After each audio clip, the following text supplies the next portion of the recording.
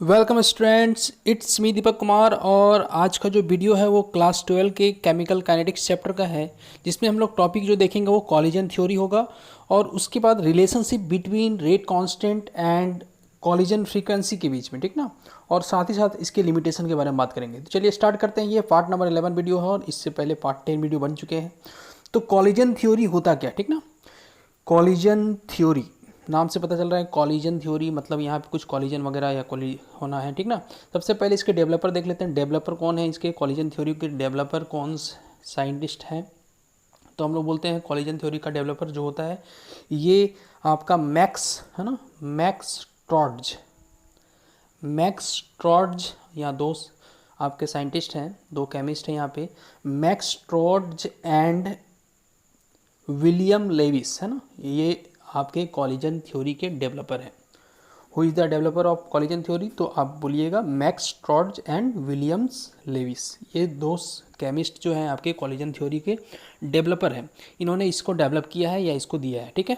अब इसका जो कॉलिजन थ्योरी दिया गया है इसके बेस्ड क्या है, मतलब किस बेसिस पे ये बनाया गया है, इसका बेस्ड क्या है। तो हम लोग बोलते क्या है कि कॉलिजन थ्योरी का जो बेस्ड होता है ये आपका काइनेटिक थ्योरी ऑफ गैसेस पे वर्क करता है। पूरा कॉलिजन थ्योरी किस पे बेस्ड है, तो बोलेंगे काइनेटिक थ्योरी ऑफ गैसेस पे बेस्ड है। आपको इस चीज़ को याद रखना है, काइनेटिक थ्योरी ऑफ गैसेस पे कौन सा थ्योरी बेस्ड है, तो बोलेंगे कॉलिजन थ्योरी। अब इसका हम लोग स्टेटमेंट बात कर लेते हैं। स्टेटमेंट क्या है, कॉलिजन थ्योरी का स्टेटमेंट क्या है, क्या ये थ्योरी बताता है हम लोग को। तो स्टेटमेंट इसका हम लोग इस तरह से लिखते हैं, है ना, कि ये कॉलिजन थ्योरी जो है अकॉर्डिंग टू दिस थ्योरी लिखेंगे हम लोग। इसको सबसे पहले हम लोग लिख लेते हैं, फिर समझते हैं इस चीज़ को। अकॉर्डिंग टू दिस थ्योरी, है ना, ये थ्योरी का स्टेटमेंट क्या है, तो the formation of product, the formation of product take place, according to this theory the formation of product, product के फॉर्मेशन के रिगार्डिंग बात किया गया है ये। According to this theory the formation of product take place through effective collision, है ना, effective collision, है ना, इफेक्टिव कॉलिजन। इफेक्टिव कॉलिजन किसको बोलते हैं हम लोग, ये सब सारा बात किया जाएगा यहाँ पे, आप वीडियो में बने रहेंगे। According to this theory the formation of product take place through effective collision between, किसके बीच में, तो बिटवीन रिएक्टिंग मॉलिक्यूल्स। जो भी पार्टिसिपेंट्स होंगे यहाँ पे रिएक्शन में, जो पार्टिसिपेंट करेंगे रिएक्टिंग मॉलिक्यूल होंगे, उसके कॉलिजन पे ये बेस्ड थ्योरी है।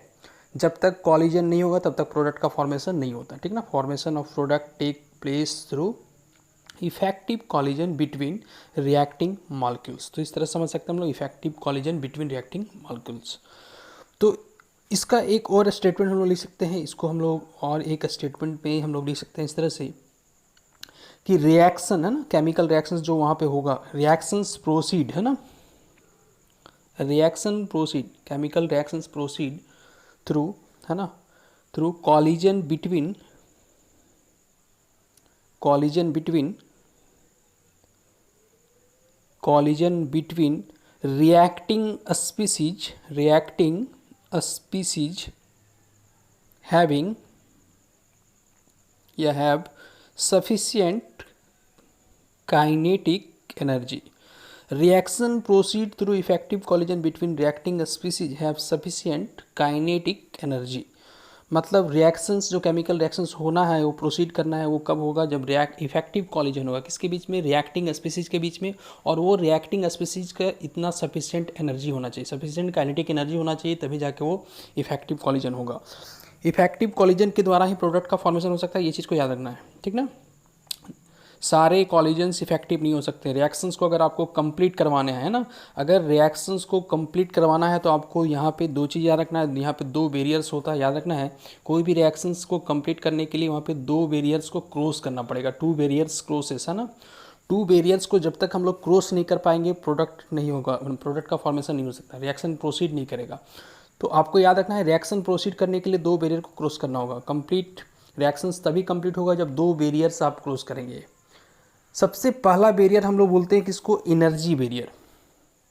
ये एनर्जी बैरियर क्या होता है, तो जैसे कि अभी हम लोग देखें इसका स्टेटमेंट्स में कि सफिशिएंट काइनेटिक एनर्जी होना चाहिए, ठीक ना। तो एनर्जी बैरियर्स के बारे में बात कर लेते हैं हम लोग। एनर्जी बैरियर्स होता क्या है, तो रिएक्टिंग स्पीसीज, है ना, जो भी रिएक्टिंग पार्टिसिपेंट होगा, ठीक है, reacting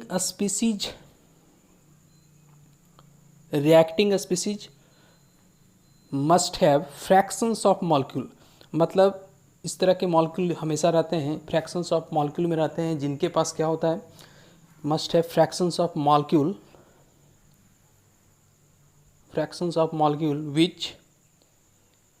which energy is either equal to or greater than activation energy. हमेशा याद रखना है कि सारे रिएक्टेंट स्पीसीज में बहुत सारे पार्टिकल्स होते हैं, लेकिन सारा का सारा पार्टिकल्स कोलाइड नहीं करता है। कुछ फ्रैक्शंस ऑफ मॉलिक्यूल होते हैं, वही मॉलिक्यूल्स क्या करते हैं, कोलाइड करते हैं, जिनके पास एनर्जी या तो एक्टिवेशन एनर्जी के इक्वल होता है या एक्टिवेशन एनर्जी के ज़्यादा होता है। एक्टिवेशन एनर्जी के बारे में डिस्कस किया गया था लास्ट वीडियो में भी।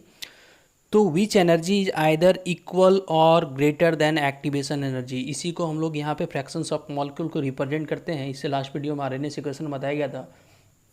It is represented by e⁻⁻ ये एक फ्रैक्शंस ऑफ मॉलिक्यूल होता है जिसके पास इतना सफिशिएंट एनर्जी होता है कि वही प्रोडक्ट को बना सकता है, बाकी जितने भी मॉलिक्यूल्स होते हैं वो प्रोडक्ट का फॉर्मेशन नहीं कर सकते। इस चीज़ को आपको याद रखना है। दूसरा जो बैरियर है, दूसरा बैरियर क्या चीज़ है, तो दूसरा बैरियर हम लोग बोलते हैं ओरिएंटेशन बैरियर। आपको याद रखना है पहला बैरियर कौन सा है, पहला बैरियर है एनर्जी बैरियर्स, दूसरा बैरियर कौन सा बोल रहे हैं हम लोग, ओरिएंटेशन बैरियर। ये दो बैरियर जब तक कोई भी रिएक्टेंट स्पीसीज क्रॉस नहीं करेगा तब तक प्रोडक्ट का फॉर्मेशन नहीं हो सकता।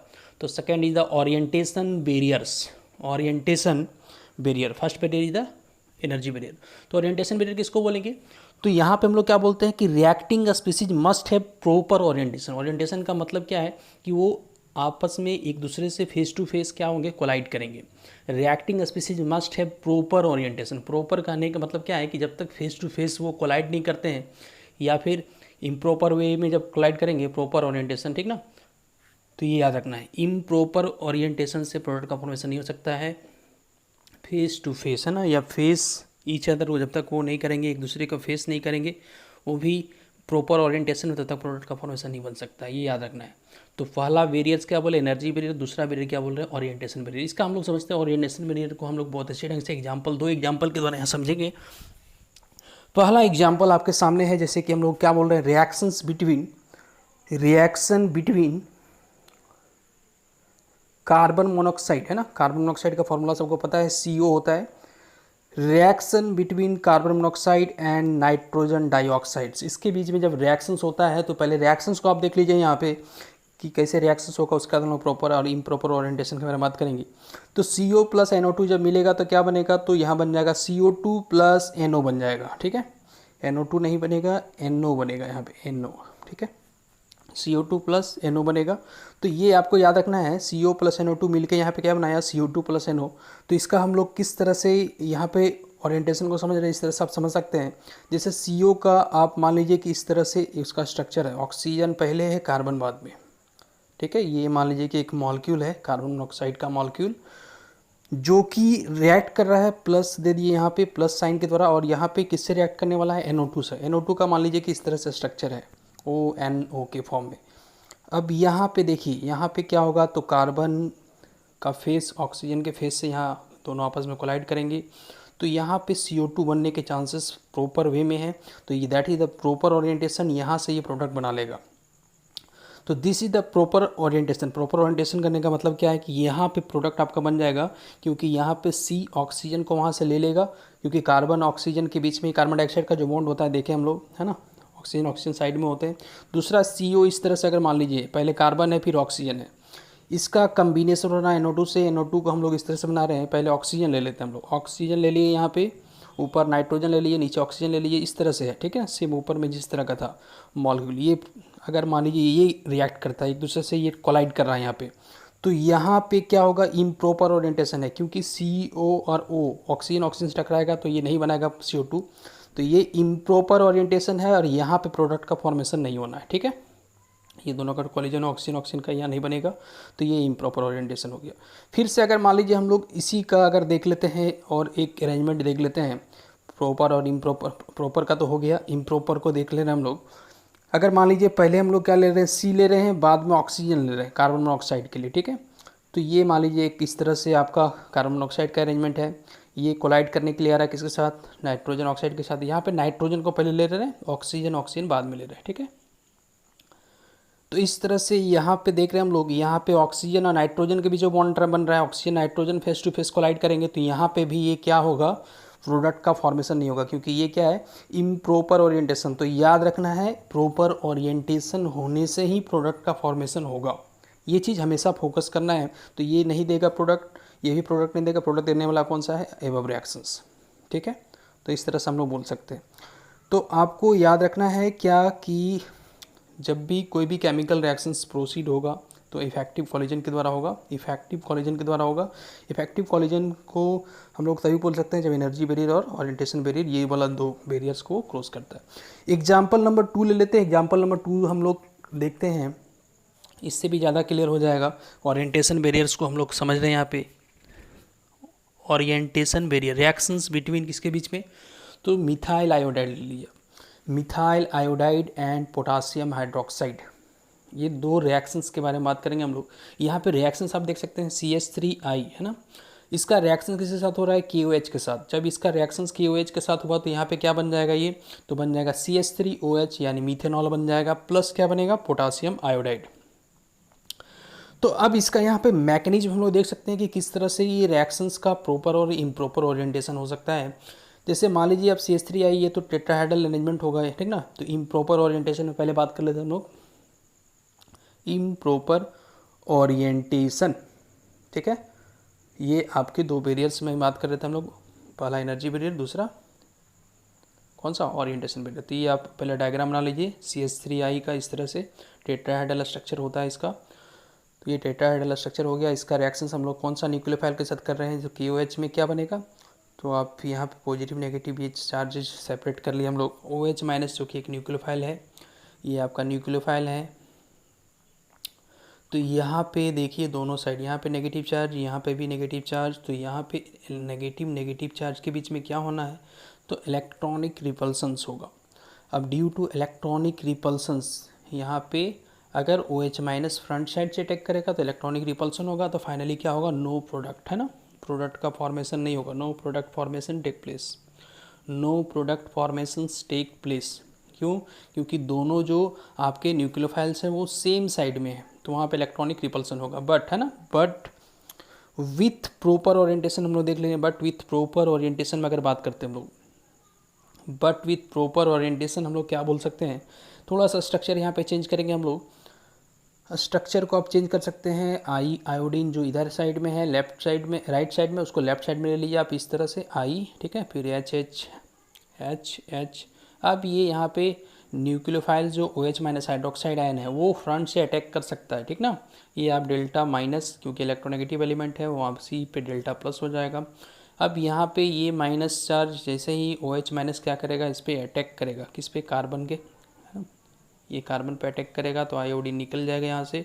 तो यहाँ पे प्रॉपर ओरिएंटेशन हो रहा है, तो यहाँ पे आपका फॉर्मेशन हो जा रहा है किस चीज़ का, तो आप बना ले रहे हैं यहाँ पे मीथेनॉल, ठीक है, हाइड्रोक्सी मीथेन, है ना। ये बन गया आपका आयोडाइड। यही आयोडाइड पोटासियम के साथ रिएक्ट करके क्या बना देगा, पोटासियम आयोडाइड। तो ये प्रोडक्ट का फॉर्मेशन यहाँ पे होगा, क्योंकि ये प्रॉपर ओरिएंटेशन है। तो आपको याद रखना है, कोई भी प्रोडक्ट का फॉर्मेशन होने के लिए दो चीज़ चाहिए, पहला किस चीज़ से उसको गुजरना हो, उसके पास सफिशिएंट एनर्जी होना चाहिए, दूसरा प्रॉपर ओरिएंटेशन होना चाहिए। तो इस तरह से आप समझ सकते हैं, इम्प्रॉपर ओरिएंटेशन से कभी प्रोडक्ट का फॉर्मेशन नहीं होगा, प्रॉपर ओरिएंटेशन से प्रोडक्ट का फॉर्मेशन होता है। तो अब आपको समझ में आ गया होगा कि यहाँ पे हम लोग किस तरह से प्रोडक्ट को बना सकते हैं। एक चीज़ याद रखना, नोट में यहाँ पे लिख लेना है कि नोट में क्या याद रखना है कि एनर्जी बैरियर जो होता है या एनर्जी फैक्टर्स जो होता है, energy factor is more significant. Energy factor को हम लोग ज़्यादा सिग्निफिकेंट मानते हैं एज कम्पेयर टू कौन सा फैक्टर, ओरिएंटेशन फैक्टर से, ठीक ना। आपके दो बैरियर्स थे, एनर्जी बैरियर थे और ओरिएंटेशन बैरियर थे। हम लोग क्या बोल रहे हैं कि energy factor is more significant then orientation barrier, ठीक है। कॉलिजन थ्योरी में हम लोग यहाँ पे देख रहे हैं दो तरह का बैरियर्स, पहला बैरियर्स क्या बोले, एनर्जी बैरियर, दूसरा ओरिएंटेशन बैरियर। तो एनर्जी बैरियर जो होता है वो ज़्यादा सिग्निफिकेंट होता है। इसके पीछे रीजन यहाँ पे दिया जा रहा है। रीजन क्या लिखते हैं हम लोग कि बहुत सारे रिएक्शंस ऐसे होते हैं, most of the chemical reactions, है ना, बहुत सारे ऐसा केमिकल रिएक्शंस देखा गया, most of the chemical reactions with proper orientation, जिसका प्रॉपर ओरिएंटेशन था, है ना, most of the chemical reaction with proper orientation, but, है ना, लेकिन but less than activation energy, लेकिन उसके पास सफिशिएंट एनर्जी नहीं था, एक्टिवेशन एनर्जी उतना नहीं था, जिसके कारण वो रिएक्शंस जो या प्रोसीड नहीं किया, है ना, वो केमिकल रिएक्शंस वो प्रोसीड नहीं किया, प्रोडक्ट का फॉर्मेशन वहाँ पे नहीं हुआ। तो ये याद रखना है कि एनर्जी फैक्टर जो होता है वो ज़्यादा सिग्निफिकेंट होता है ओरिएंटेशन फैक्टर से। इसको आप नोट डाउन में लिख लीजिए। नेक्स्ट बात करते हैं इसी से रिलेटेड, एक कॉलिजन फ्रीक्वेंसी होता है जो बहुत सारे एग्जाम में पूछा जाता है। कॉलिजन थ्योरी से रिलेटेड कॉलिजन फ्रीक्वेंसी होता क्या है, सबसे पहले ये बात करेंगे हम लोग। इसको हम लोग जेड से रिप्रेजेंट करते हैं। कॉलिजन फ्रीक्वेंसी, है ना, collision frequency, that is the important part for the collision theory. The number of collision, है ना, the number of collision per second, ठीक है, the number of collision per second per unit volume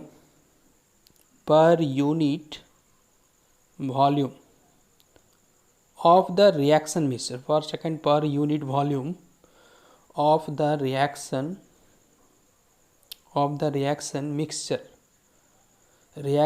mixture is known as collision frequency. इसी को collision frequency बोलते हैं, याद रखना है इस चीज़ को। कॉलिजन फ्रीक्वेंसी का डेफिनेशन याद रखना है, the number of collision per second per unit volume of the reaction mixture is known as collision frequency. इसका सिंबल क्या है, तो इसका सिंबल हम लोग बोलते हैं जेड। तो आपका ये एक बहुत इंपॉर्टेंट पार्ट होता है। ये होता क्या है, जैसे कि जितने भी कॉलिजन पर सेकंड होते हैं किसी भी एक पार्टिकुलर वॉल्यूम में, उसी को हम लोग क्या बोलते हैं, कॉलिजन फ्रीक्वेंसी बोलते हैं। तो याद हो गया होगा, the number of collision per second per unit volume of the reaction mixture is known as collision frequency. इसका सिंबल क्या है, तो इसका सिंबल क्या होता है, जेड। अब इससे रिलेटेड हम लोग बात करेंगे कॉलिजन फ्रीक्वेंसी और रेट ऑफ रिएक्शंस का क्या रिलेशनशिप होता है। जैसे कॉलिजन फ्रीक्वेंसी और रेट ऑफ रिएक्शंस का क्या होता है, तो कॉलिजन फ्रीक्वेंसी और रिएक्शंस मिक्सचर, पहले लिख लेना, रिएक्टेंट और प्रोडक्ट को हम लोग मिक्सचर बोलते हैं। तो relationship between rate of reactions and collision frequency को हम लोग यहाँ पे देख सकते हैं इस तरह से। आपको याद रखना है कि जो कॉलिजन फ्रीक्वेंसी को अगर हम लोग जितने भी फ्रैक्शंस ऑफ मॉलिक्यूल होते हैं जिसके पास सफिशिएंट काइनेटिक एनर्जी होता है उसके साथ अगर मल्टीप्लाई कर देंगे तो रिएक्शंस का रेट के इक्वल हो जाता है। तो सबसे पहले क्या कीजिए, एक रिएक्शंस ले लेते हैं हम लोग। लेटेस्ट कंसीडर्ड एक केमिकल रिएक्शंस, है ना, जो कि बायोमॉलिक्यूलर है। यहाँ पे लेटेस्ट कंसीडर्ड एक केमिकल रिएक्शंस, यहाँ पे केमिकल रिएक्शन क्या ले रहे हैं हम लोग, तो मान लीजिए कि A+B, है ना, दो रिएक्टेंट है यहाँ पे, दोनों आपस में कोलाइड करेगा, बायोमॉलिक्यूलर रिएक्शंस है। यहाँ पे A+B प्रोडक्ट बनाया। A+B क्या है आपका, तो हम लोग बोल सकते हैं यहाँ पे रिएक्टिंग स्पीसीज है, RS रिएक्टिंग स्पीसीज है, जो कि आपस में कोलाइड करेंगे। कोलाइड करने के बाद प्रोडक्ट का फॉर्मेशन करेंगे। A+B के पास बहुत सारा मॉलिक्यूल, 100 में से 100 नहीं बोल सकते, लेकिन 70% या था 60% पार्टिकल्स ऐसे होंगे जिनके पास सफिशिएंट एनर्जी होगा। तो इफ फ्रैक्शंस ऑफ मॉलिक्यूल यहाँ मान लेना, if F is the fractions of molecule, 100 particles में मान ले रहे हैं या कि हम लोग 70 पार्टिकल उनके पास ये सफिशिएंट एनर्जी है कि प्रोडक्ट बना सकते हैं, ठीक है।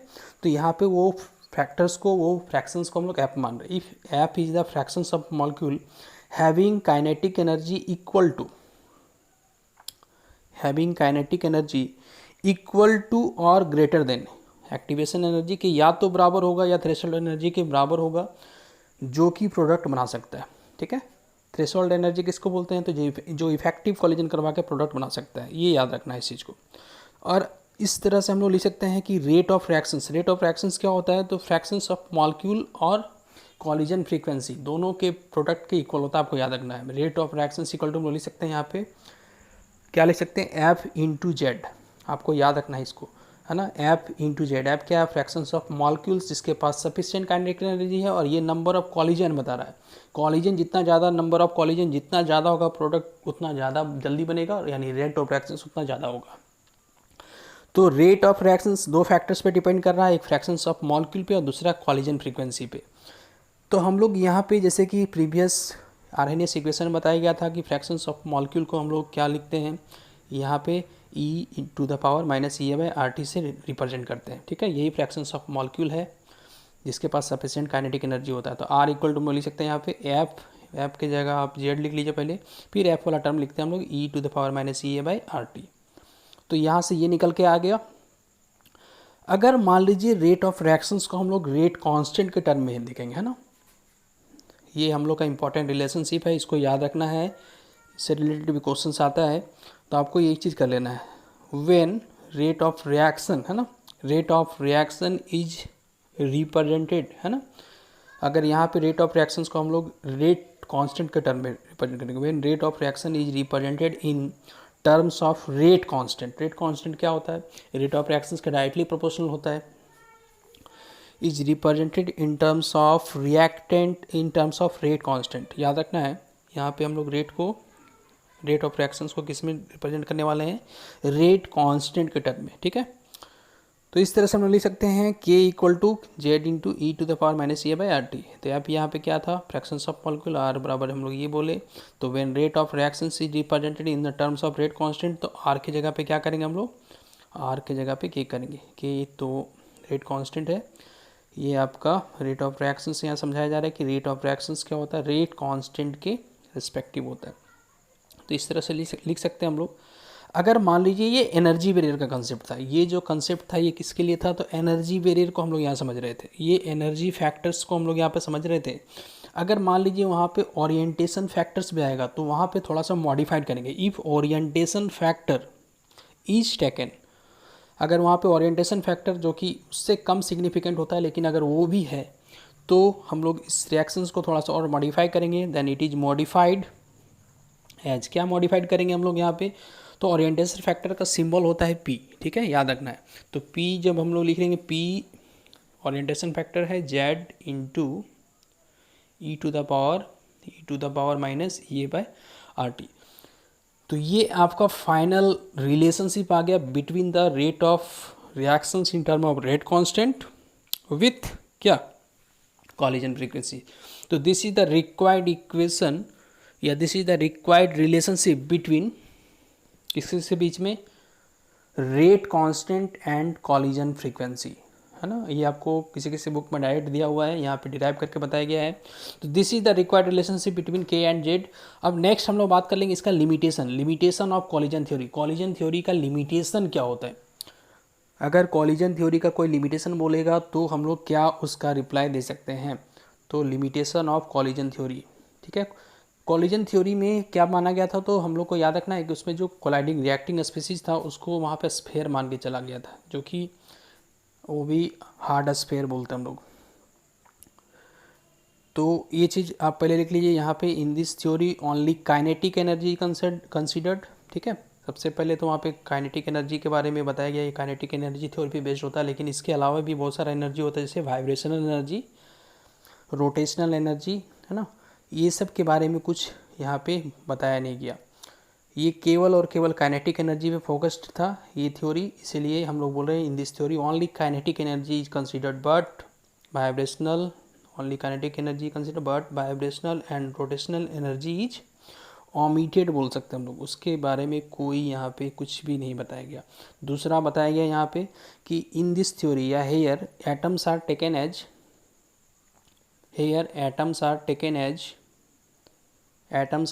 As hard sphere. तो these are the two limitations of collision theory. ये आपको याद रखना है, लिमिटेशन भी इसको याद रखना है। तो यहाँ से ये वीडियो खत्म होता है और ये चैप्टर खत्म होता है। इसके रिगार्डिंग अगर किसी को कोई भी डाउट है, कमेंट है, तो वो क्या कर सकता है? कमेंट बॉक्स में लिख सकता है ना। और जो भी बच्चे मेरे इस चैनल पे नहीं हुए, सबसे पहले क्या करेंगे? सबको पता है, इस चैनल को सब्सक्राइब करना है, बेल आइकन पे क्लिक करना है। तो चलिए, thanks for watching and subscribe the channel. Have a nice day. Thank you very much for watching my video. Thank you.